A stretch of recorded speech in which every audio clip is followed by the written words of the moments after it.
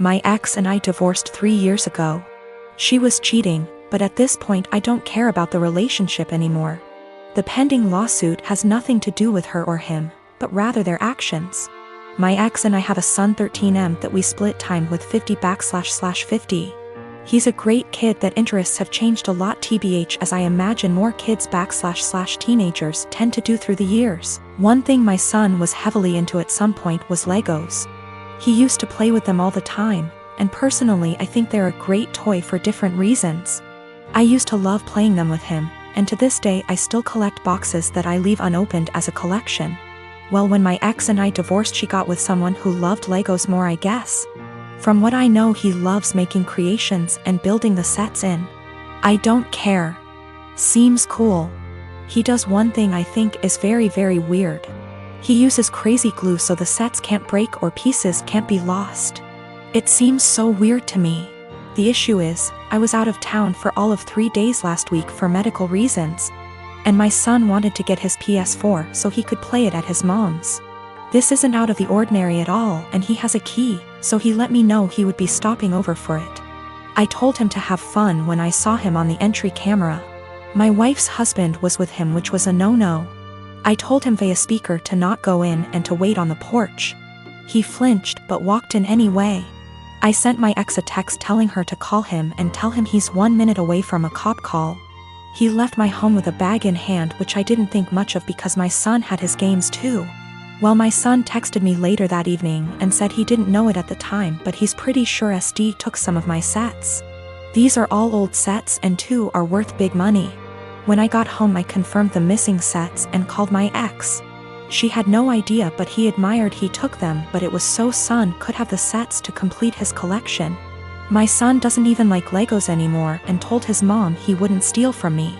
My wife asked how much it would cost to replace them, and unfortunately it's more than their savings. Actually, it would take their house down payment plus more. I told them if they didn't pay in 2 weeks I was suing and pressing charges. The price in the sets makes it a felony. My ex and her husband are saving for a house which would give my son more space when he's there. But those sets were going to help pay for his education someday or a home of his own. I filed the police report and have talked to a lawyer, and we're moving forward with the suit. Everyone is calling me a joke because they are just toys, but I don't get it. They are worth real money. I'm not rich, guys. I needed those to help with my son's future, but again taking this money does deny my son things at his mom's house. My husband and I, both in our early 30s, have been together for over a decade and made the decision to not have kids. I like kids, I have nieces and nephews, we just don't want them for our own reasons. He had a vasectomy, which only a few people know about. Our families are aware we don't want kids as they've asked this before during different major life events, our wedding for instance. We recently bought a 3-bedroom home with a nice yard in a nice area. Excited to show our new home to family and friends, major upgrade to our previous home, we hosted a housewarming. During the party, one of my sibling-in-laws, Alex, made a few indirect comments about all this space. And kids would love it in our house, etc. Eventually they asked point blank when we were having kids. I made a light-hearted joke about it, which is my go-to for this question. Oh, well, I like sushi too much to have to give it up for a pregnancy. Plus not drinking for pregnancy and breastfeeding? No thanks. I tried to make it very light-hearted and laugh it off. Most people just laughed along. That seemed to anger Alex, and I was told children are a joy, and a good mother puts her kids before everything else. I agreed, children are a joy, I like spending time with the nieces and nephews. And obviously I can't be a good mom if I chose sushi over kids, so I just won't be a mom, paraphrased.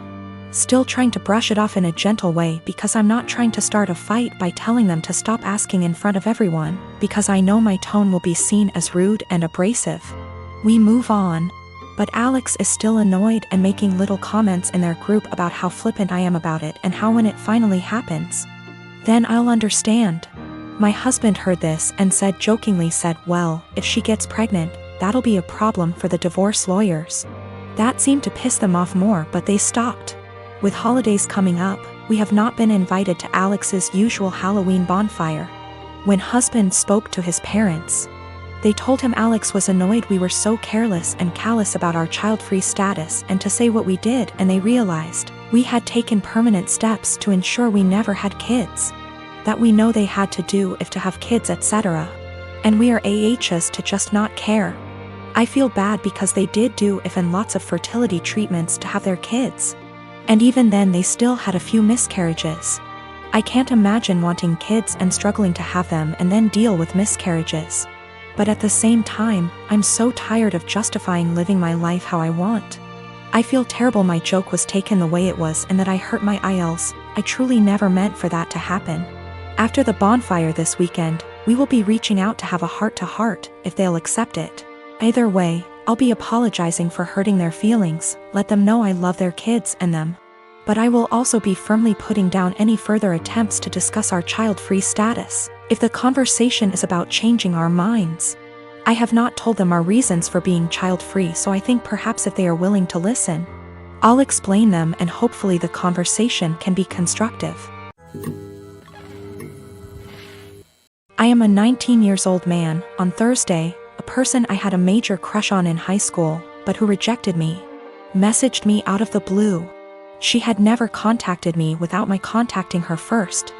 And at one point I realized she had had me blocked on social media, and so I found it odd that she was suddenly being friendly. After sending a couple of greetings / questions about how I've been, she said that she was going to have some people over and wanted to know if I would get the beer. The drinking age where we are is 19, and she and the people who were going to chill were all 18. The liquor stores in my area all card. I thought it was silly that my being a month older meant I could buy liquor and they couldn't, and so I said I would love to go. She said, "Thanks, I'll pick you up at 7. 7 o'clock rolled around, and she texted me to say she was in front of my house. I went out dressed and ready to chill with some people, and she drove me to the liquor store. When we got there, I asked what beer she wanted me to get, and she told me to get Budweiser. I hid my disappointment as well as I could, but it was her party, so I went in and bought 2 cases of 24. I got back in the car and said, "Let's party," and she was eerily quiet. I noticed that she wasn't driving towards her neighborhood, but rather back towards mine. I thought she had moved or something, but didn't want to press the issue. When she turned down my street, I finally figured it out. She was being purposefully vague about the invitation because she wanted me to get the beer. But she wanted a way out when she told me I wasn't actually invited in the first place. She stopped in front of my house, leaned over, kissed me on the cheek, and said, "Thanks," in her best voice. I deadpanned her and asked when she was going to tell me I wasn't invited. She feigned surprise and said that she never intended to invite me in the first place. I sat in silence for a long, awkward minute, picked up the beer, and walked towards my front door. She got out of her car and frantically tried to re-invite me to the party.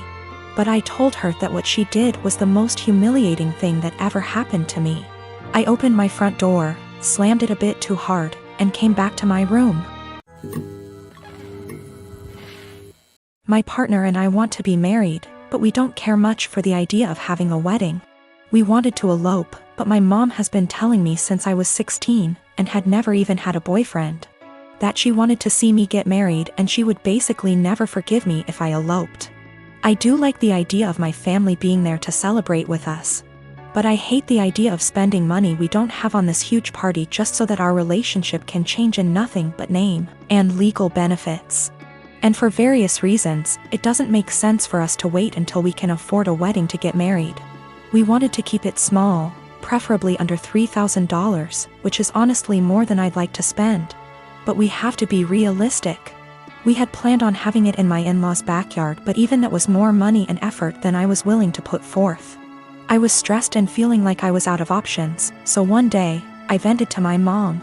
She seemed really excited about the idea of helping me plan a wedding. It was kind of a red flag when she said, "My mom didn't help me plan my wedding. Let me live vicariously through you." But still, I agreed. She seemed really excited to help me find a venue.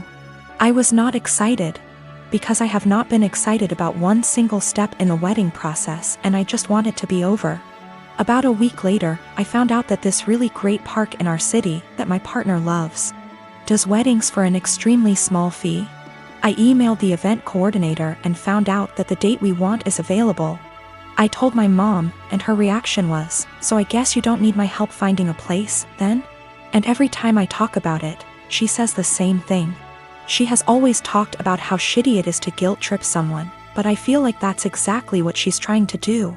I honestly can't tell whether or not I've done something wrong. Like, I'm not sure if I implied that I would only get married in a place she helped me find. I don't feel like trying to take action on my own wedding is that great of an offense, but I can tell she's upset. I want to make her feel better, but at the same time, I don't want to change our plans again just so that she can feel involved.